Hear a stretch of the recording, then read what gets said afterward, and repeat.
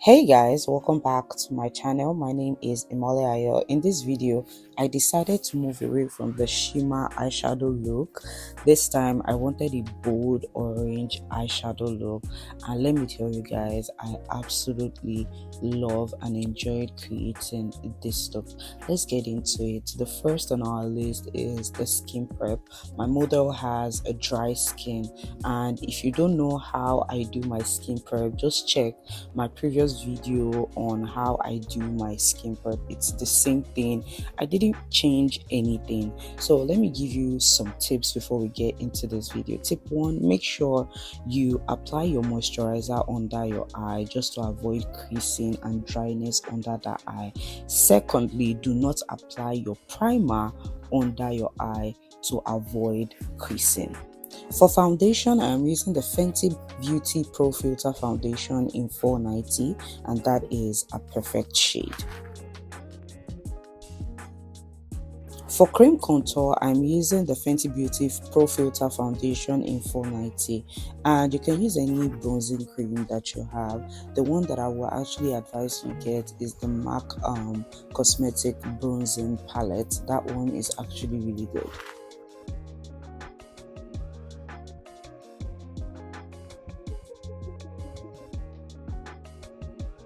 For cream blush, I am using the Makeup Forever palette, and I'm picking the maroon shade from this particular palette. You know I use this every time.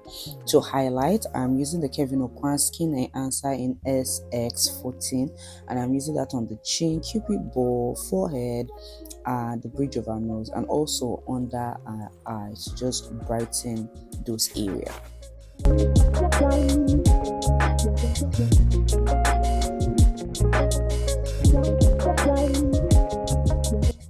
To set everything in place, I'm using the Charlotte Tilbury airbrush setting spray, and guys, there is no need for you to buy excessive products. If you find a product that works for you, stick with it, and this product is really one of them.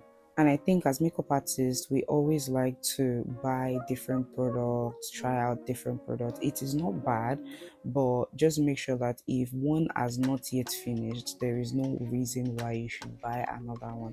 And I'm very guilty of this because I used to do this a lot. Now, to further brighten the under eye, I am using this Born This Way concealer in Butterscotch. The reason is because I actually don't like the fact that the previous concealer that I used just blended so much with her skin. It didn't give me that very highlighted look. Usually I don't apply the lighter concealer on the forehead and on the bridge of the nose, but again, because I wanted the highlighted area to be brighter, she is dark skin, and I wanted a lighter under eye.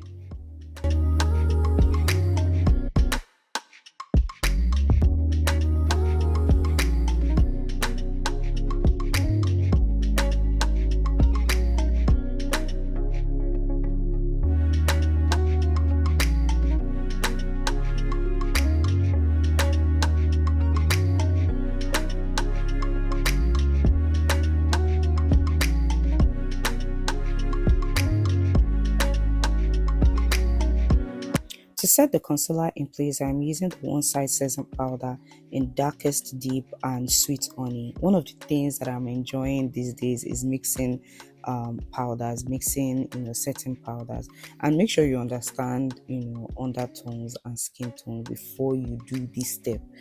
But it's actually very refreshing.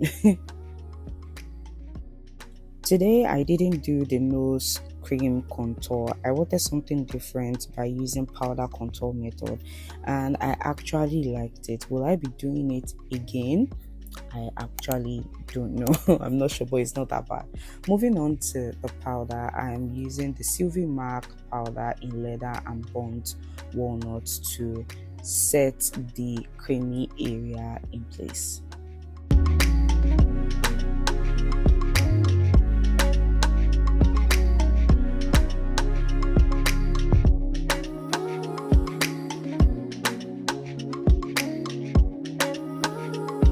To lock everything in place, I'm using one of my favorite, the Morphe Continuous Setting Spray, and this spray melts powder. Oh my goodness, this is the best. Now to bake, I am using the same setting powders that I used previously. I'm just using that to just bake my entire face or the highlighted area in place.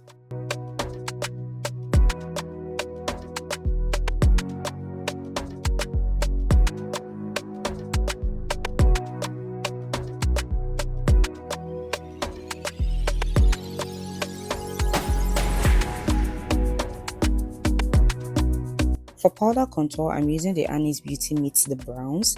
I use this product for contour and I also use it to create eyeshadow look. I would advise that you get a product that can serve multiple purposes. It will help you a lot. So it will stop you from buying different products, different things. It will just help you. It will help your makeup kit not to be very bulky when it comes to carrying around.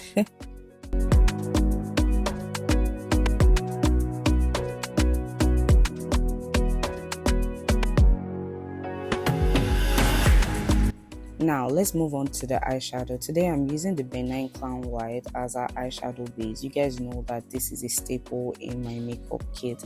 I use it every single time. Next, I'm using this burgundy shade and brown shade called Vintage and Ebony as a transition shade.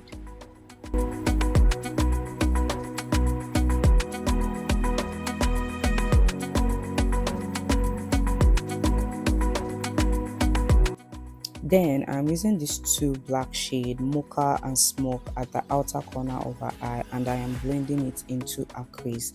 Make sure that whatever you do not touch that lifted eye area. Use your brush to just further lift it with your eyeshadow. Now for our eyelid, I'm using the Annie's Beauty Cheek Orgasm, and I am mixing the red and the orange shade to get a perfect bold deep orange, a deeper shade of orange. It is important for me because I really wanted it to be very bold. Now for our waterline, I'm using the Inglot gel liner. It is waterproof and that's why I like it, and my model has a teary eye. In fact, I am so happy that these days all of the clients, they have teary eye. It challenges me to work better. So as a makeup artist, you do not want to run away from challenges. Instead, you want to find solution to those challenges. And I am very proud to say that when it comes to teary, I think I have that under control now, because I've had 5 clients now that I've had or situation whereby I see that they're about to tear, and every single time this particular trick works, and that is telling them to breathe in and out or to sniff.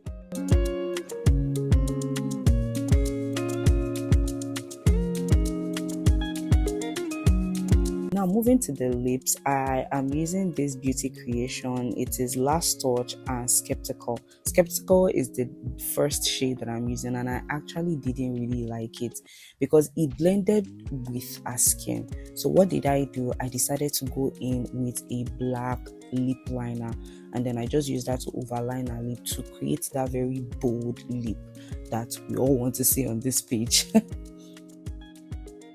As you can see, the black lip liner made a huge difference. It made the lip look bolder, look stronger and prettier. Now, there is no one size fits all technique when it comes to makeup. All of this is still a lot of trial and error. So you want to sit down and actually think about what works for you and what you would like to do in situations whereby these things are not working for you. Then now I'm moving on to the blush, and I'm using the Cheek Orgasm by Annie's Beauty, and I picked a red shade or an orange shade. I can't remember because it does not have a name to like the shades, and I like that, to be honest. Now next is to just blend every single thing and then set this look in place.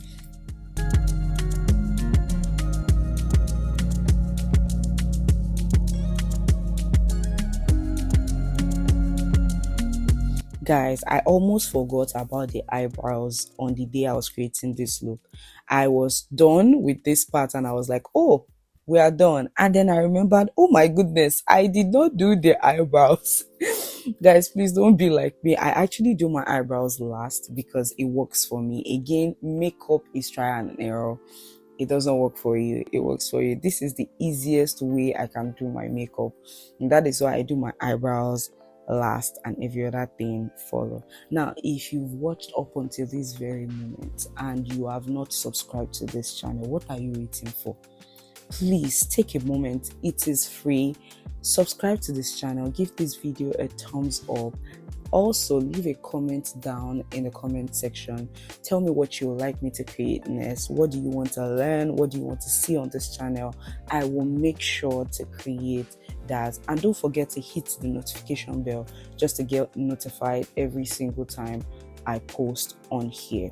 Now, let's get back into the tutorial. Guys, if you want to learn how to do your eyebrows, please, there is an eyebrow tutorial on this channel. Watch that. And if you want an updated video, please leave that in the comment section and I'll make sure to create that.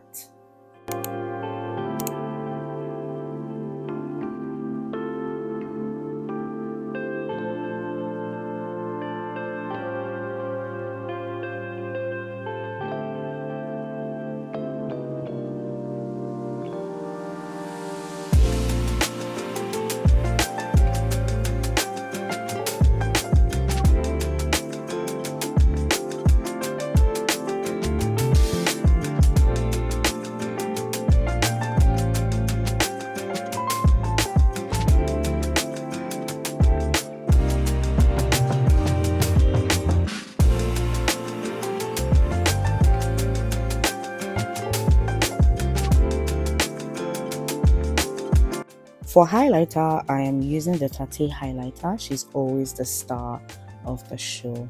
And then next, I glossed the lips using an orange. I think it was an orange lip gloss. I used that all over our lip. What is an entire makeup look without lip gloss?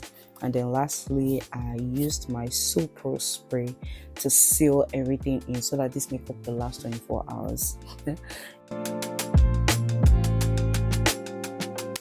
If you watched up until this very moment, let me just say that I think you can do makeup. I really think so. So thank you guys for watching up until this very moment, and I'll see you guys in my next video. Bye.